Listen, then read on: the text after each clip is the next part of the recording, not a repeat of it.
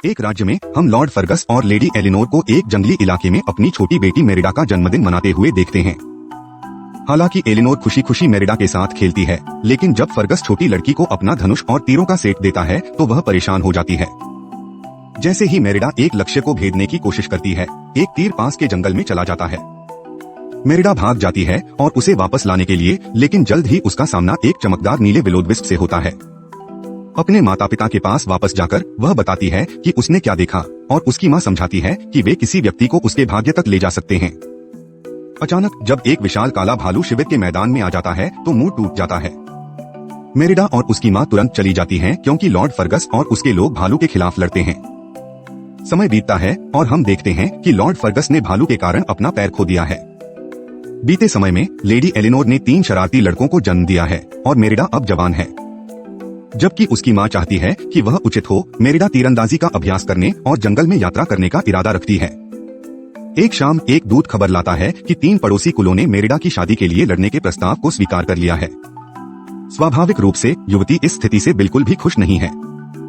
Eleanor ने अपनी बेटी को समझाया कि कुलों को सद्भाव में रखा जाना चाहिए, अन्यथा अराजकता का राज हो सकता है। वह इस कहानी का वर्णन करती है कि कैसे कुल 4 भाइयों से उत्पन्न हुए थे, लेकिन उनमें से एक दूसरों की तुलना में अधिक शक्ति चाहता था और शक्ति का संतुलन बिगड़ गया। फिर भी यह मेरिडा की सगाई के प्रति नाराजगी को कम करने के लिए कुछ नहीं करता है।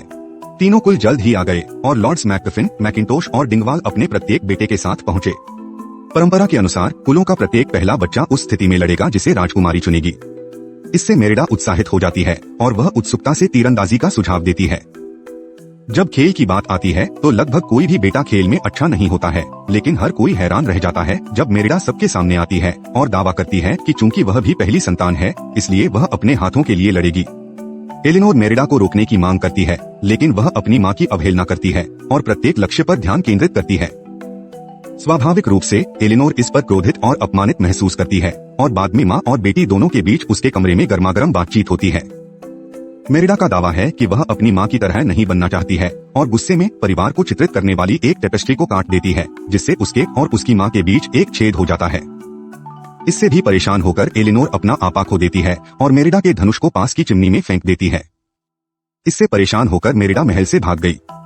मेरिडा द्वारा अनदेखा किए जाने पर उसकी माँ को कुछ क्षण बाद अपने किए पर पछतावा होता है और वह धनुष को आग से निकालने में सफल हो जाती है। मेरिडा जंगल की ओर भाग जाती है, जहाँ उसे पत्थरों का एक घेरा और कई विलोडविस्प्स मिलते हैं। उनका पीछा करते हुए उसे एक छोटी सी झोपड़ी मिलती है जिसमें एक बूढ़ी औरत रहती है। बूढ़ी औरत का दावा है कि वह सिर्फ एक लकड़ी तराशने वाली महिला है, लेकिन मेरिडा को जल्द ही एहसास होता है कि वह वास्तव में एक चुड़ैल है, जब उसकी नजर एक जादुई झाड़ू और महिला के कौवे पर पड़ती है।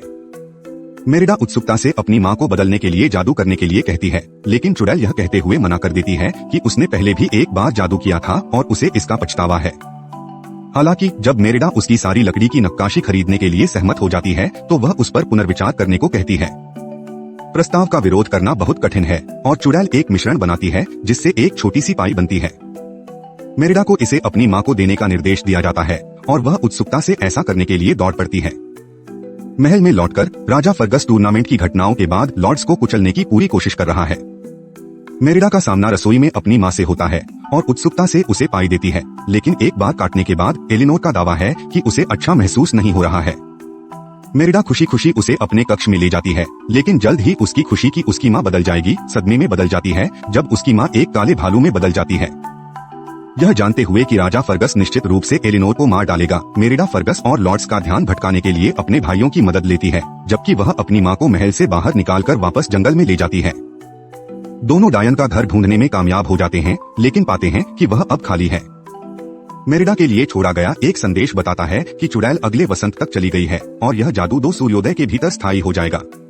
हालांकि यदि मेरिडा प्रभावों को उलटना चाहती है तो उसे सुधार के संबंध में कुछ विशिष्ट शब्दों पर ध्यान देना होगा।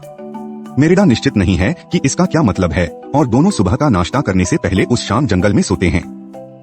मेरिडा अपनी माँ के लिए कुछ मछलियाँ पकड़ने में सफल हो जाती है, लेकिन जब उसकी माँ और अधिक मछलियाँ मांगती है तो मेरिडा अपनी माँ से कहती है कि उसे खुद ही मछलियाँ पकड़नी होंगी। इस विधि से माँ और बेटी आपस में जुड़ जाती हैं, लेकिन जब उसकी माँ जंगल में भटक जाती है तो मेरिडा उसका पीछा करती है। हालांकि उसे ढूंढने पर उसकी माँ सामान्य स्थिति में लौटने से पहले अचानक मेरिडा पर हमला करने का प्रयास करती है। 24 घंटे से भी कम समय में ऐसा लगता है कि अगर उन्हें जादू को पलटने का कोई रास्ता नहीं मिला तो एलिनोर अपनी मानवता खो देगी और हमेशा के लिए भालू बन जाएगी। जैसे ही वे जंगल में भटकते हैं, दोनों फिर से विल ओ द विस्प्स के पास आते हैं और उनका पीछा करते हैं। वे एक ऊंचे पहाड़ और एक विशाल महल के खंडहरों की ओर ले जाते हैं। अंदर मेरिडा को एक पत्थर की गोली मिलती है जिसमें 4 पुरुषों को दर्शाया गया है, जिनमें से एक समूह से अलग हो गया है। जल्द ही मेरिडा को पता चलता है कि वह उस महल में है जिसके बारे में उसकी माँ ने उसे बताया था, और जल्द ही संबंध बनाती है। जो भाई अपने भाई बहनों से सत्ता छीनने का प्रयास कर रहा था, वह चुड़ैल के पास गया और उसके जादू ने उसे एक भालू में बदल दिया। अपने भाइयों की तुलना में शक्तिशाली और मजबूत, लेकिन वह वापस बदलने में असमर्थ था और एक उग्र जानवर बन गया। वही लॉर्ड फर्गस का पैर किसने उठाया? अचानक भालू अंधेरे से निकलता है और मेरिडा पर हमला करने का प्रयास करता है। एलिनोर अपनी बेटी को बचाने में सफल हो जाती है और दोनों वापस पत्थरों के घेरे में चले जाते हैं। हालांकि मेरिडा अब आश्वस्त है कि क्या करने की आवश्यकता है। चुड़ैल के जादू में सुधार का उल्लेख है और मेरिडा को लगता है कि अगर वह उस टेपेस्ट्री को ठीक कर सकती है जिसे उसने एक दिन पहले काटा था, तो उसकी माँ बच जाएगी। वे युद्ध के कगार पर खड़े कुलों को खोजने के लिए महल में लौटते हैं।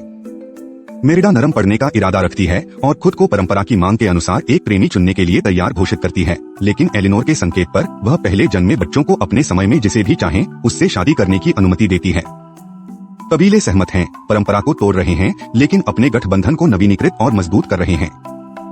मेरिडा एलिनोर के साथ टेपेस्ट्री रूम में घुस जाती है, लेकिन फर्गस उनके पास आ जाता है। अपनी मानवता खोकर एलिनोर फर्गस पर हमला करती है, लेकिन अचानक वह संभल जाती है और महल से भाग जाती है। रानी को मोर्डू समझकर और यह सोचकर कि इसने उसकी पत्नी को खा लिया है, फर्गस अन्य कुलों के साथ भालू का पीछा करता है और मेरिडा को महल में बंद कर देता है।